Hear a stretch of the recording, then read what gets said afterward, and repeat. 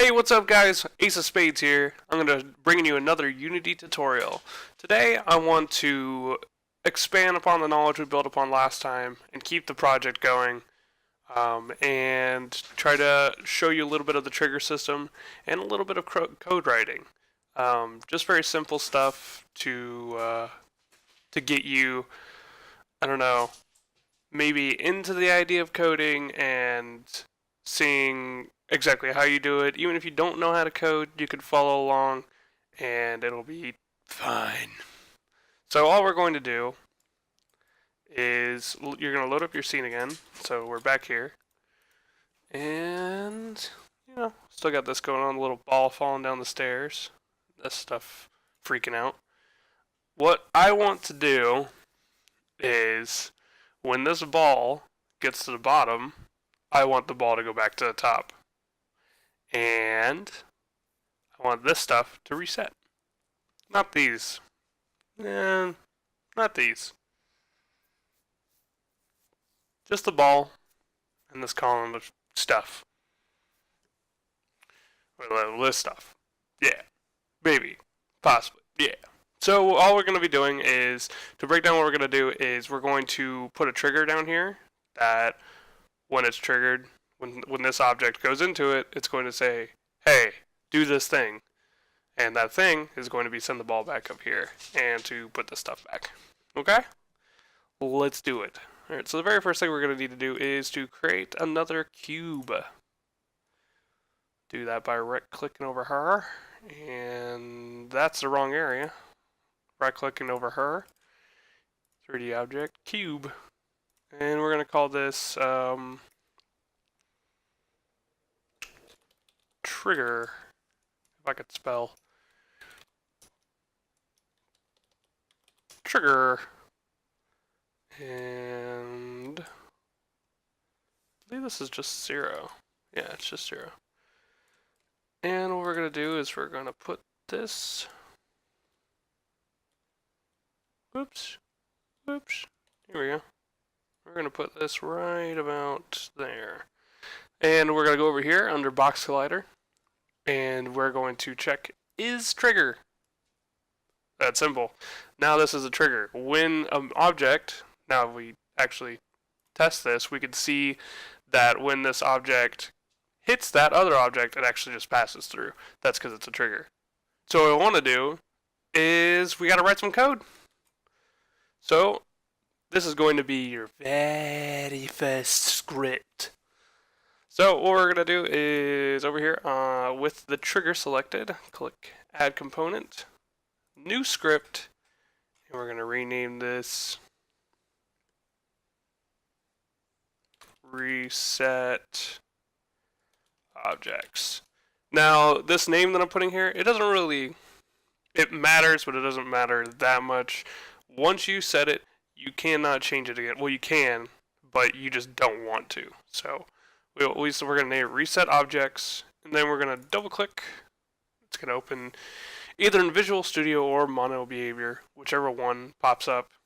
It does not matter.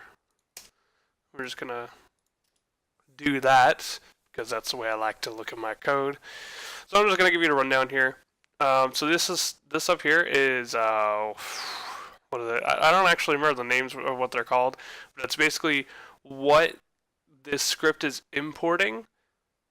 What it's importing. So what functions or code that's already been created by the Unity engine, so that you can use that, such as certain functions and stuff like that. And if you don't know what a function is, don't worry about it. We'll get to there.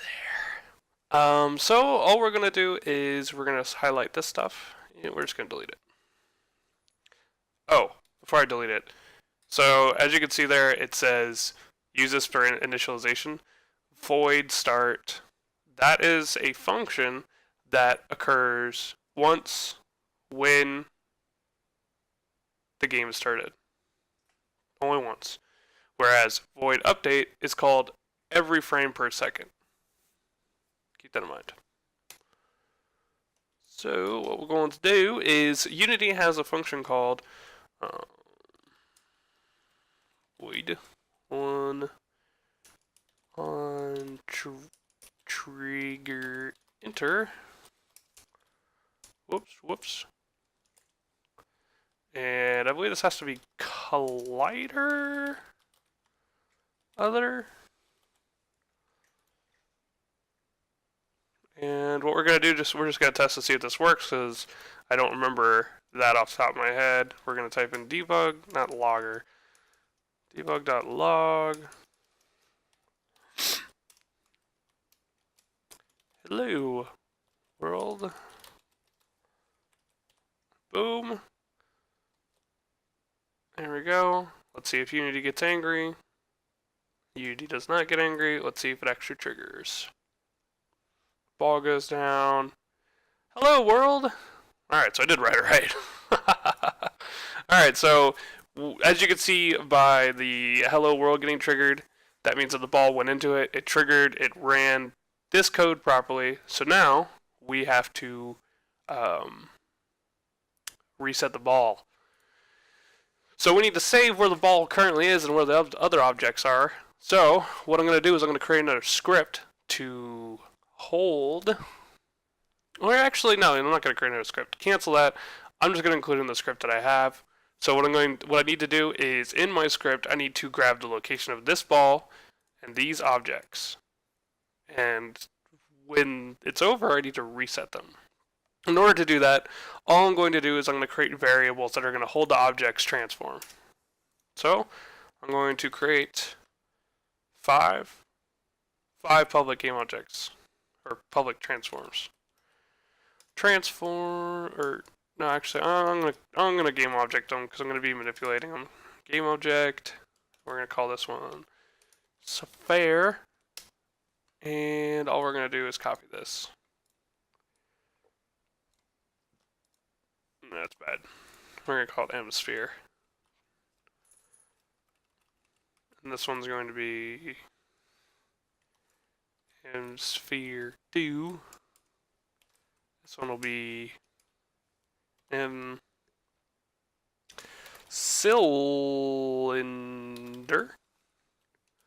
And this one will be M-box. I think that's enough, right? 4? 1, 2, 3, 4. Nope. I need another box.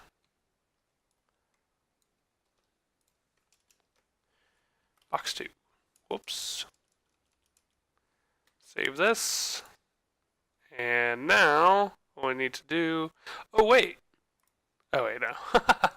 So now, what we need to do is we need to click the trigger cube that we have as our trigger, which is right here. And now, under Reset Objects, you will see M-sphere, you know, blah, blah, blah. Basically, all the public variables that we just created. And all we're going to do is we are going to drag the literal game objects into it. So, let's see where... This one? Nope.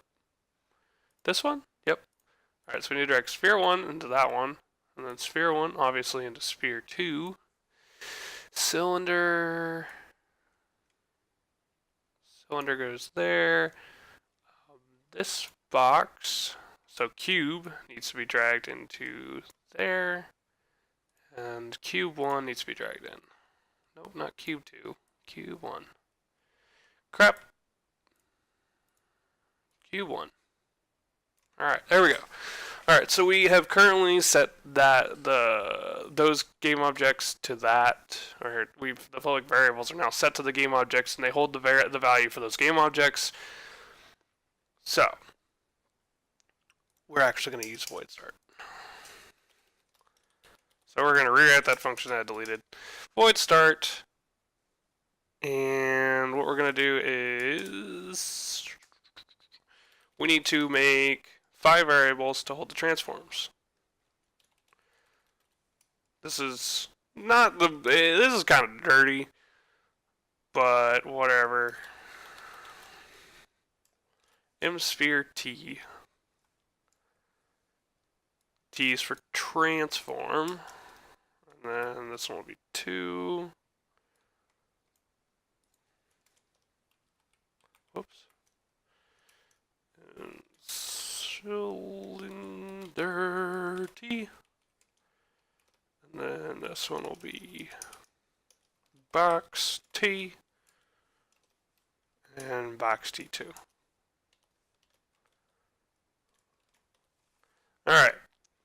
So what we need to do at the start, which is going to only play once, we need to grab, we need to set the transform of the objects when the game starts, so we know where to reset them to. So what we're going to do is we're going to do msphere t is equal to msphere dot transform, and msphere t2 is equal to msphere 2 dot transform. Okay, m cylinder t is equal to m cylinder dot transform. M box t is equal to m box dot. That must be an actual function or actual call. Transform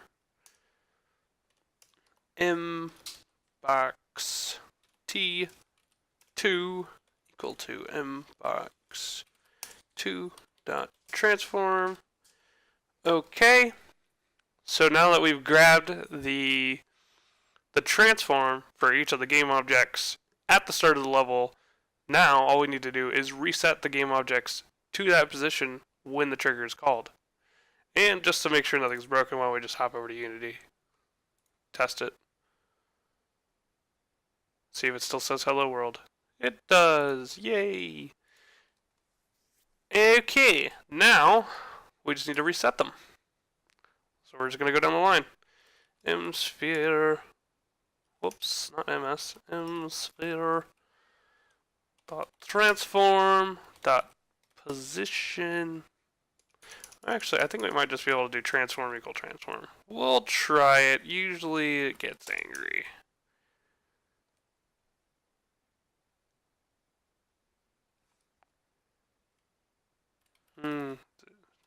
Position.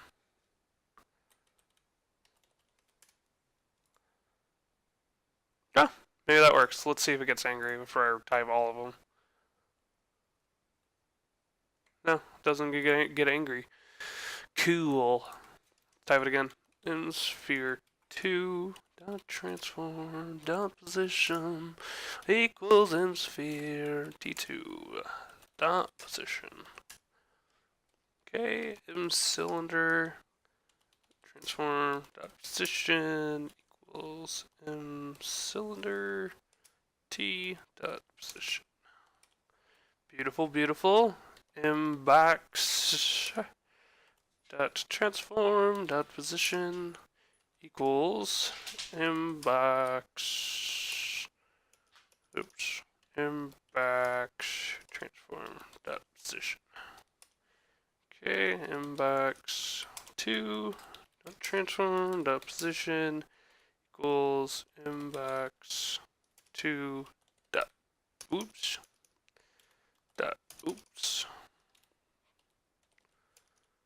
dot position. Okay, now let me just explain what I did there, because I didn't really say. So we're going back to our function of onTriggerEnter, which is called when the something enters the trigger. So what we're doing is we replaced hello world with resetting the position. Now the way that we do that is, since we grab the public, since we put the game objects that we want to modify into the script using these variables, it now knows which objects we want to refer to. So all we have to do is modify them. So that's what you see down here.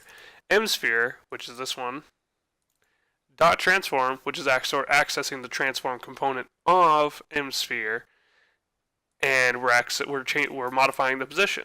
We're setting it equal to msphere t, which is this one. That's what we set to the transform position when the game started. And we're making the position equal to that. So it should just reset it. Hypothetically. Nothing is that easy. So let's see if it's broke.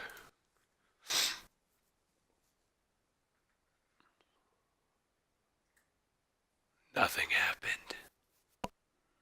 curious. Very curious.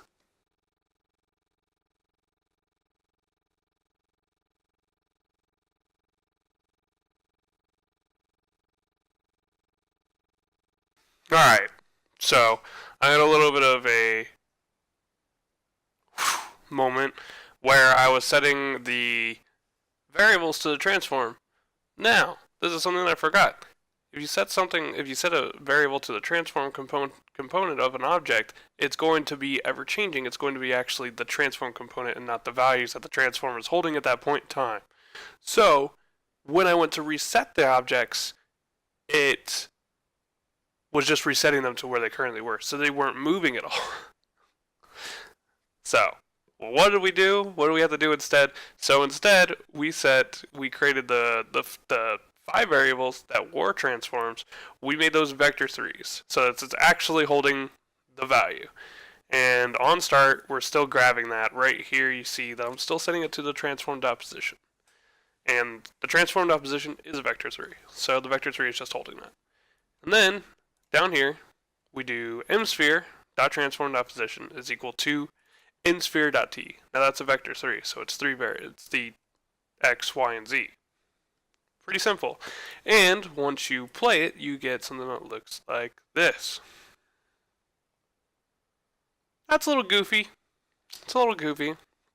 So we're going to change the trigger a little bit, move it.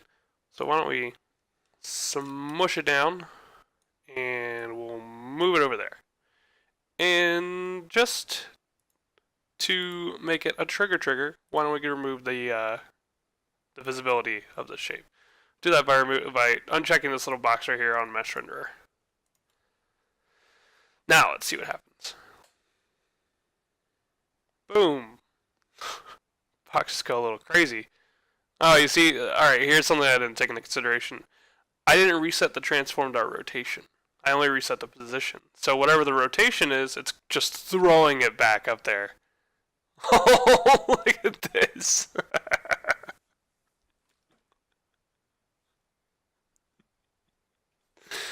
Oh, man. Also, didn't reset the velocity on the rigid bodies. So, what was happening?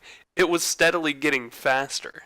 Until the point that it went so fast that the ball just flew off the screen, didn't even hit the trigger.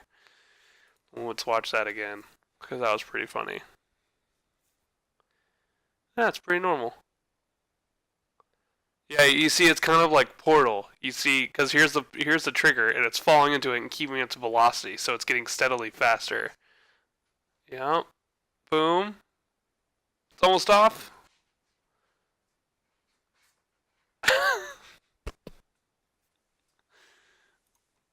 So it's pretty funny. It's pretty funny. But yeah, that was a simple script. It doesn't look that simple. It definitely could have been condensed in a lot of code. Not my finest script, but it works. We could have done better by resetting the velocity and the rotation also, but whatever. Ain't that big of a deal, yo. If you wanted to, I'll show you real quick before I end the video. So if you wanted to actually make that correct, on right here on trigger enter, you would reset the velocity by doing this. So you'd say msphere dot rigid body, which is access to the rigid body because the rigid body has a velocity dot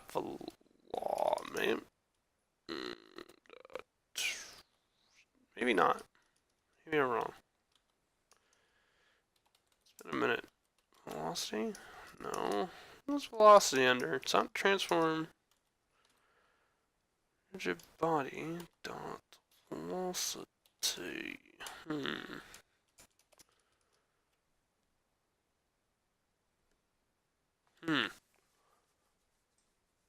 What am I missing? What the hell?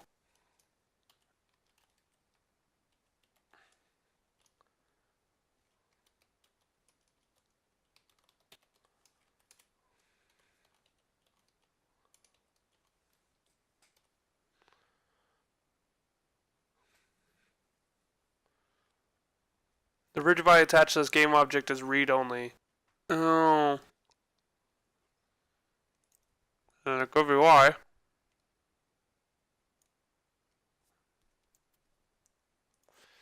Why don't we try this? Insphere dot get component rigid body dot velocity is equal to nothing. It works. It works. Now let's see if we still have that crazy stuff. All that funny business.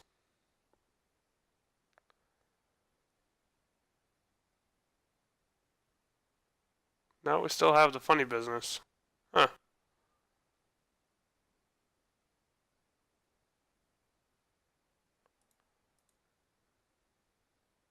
Wait, which one's... Oh,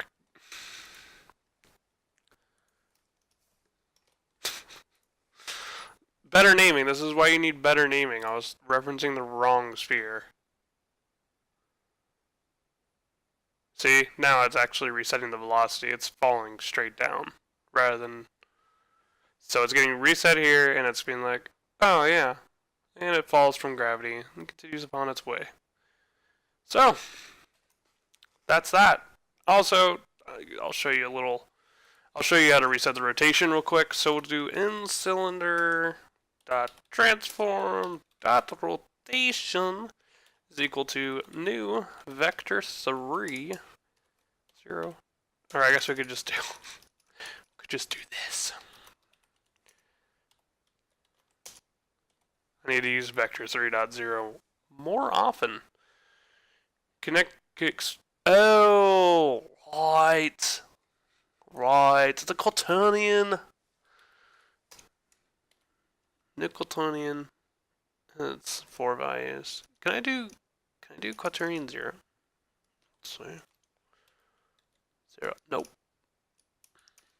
Alright, we'll just do it manually. Quaternion 0, 0, 0, 0. Now, quaternion, the rotation's weird. 4 values.